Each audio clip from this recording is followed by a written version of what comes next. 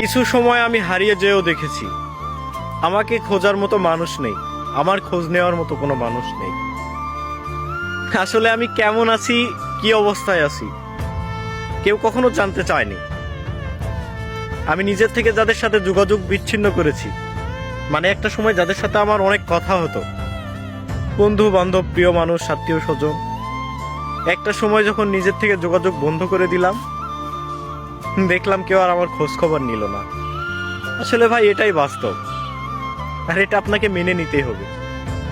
আপনি কারো কাছে ততক্ষণ পর্যন্ত প্রিয় হবেন যতক্ষণ পর্যন্ত আপনাকে সে স্বার্থের জন্য ভালোবাসবে। স্বার্থ ছাড়া কেউ আপনাকে ভালোবাসবে না, আর স্বার্থ ছাড়া কেউ কারো পাশেও থাকে না। স্বার্থ যতক্ষণ, খোঁজ খবর নিবে ততক্ষণ। স্বার্থ ফুরালে কেউ আপনার খোঁজ খবর নিবে না, এটাই বাস্তব।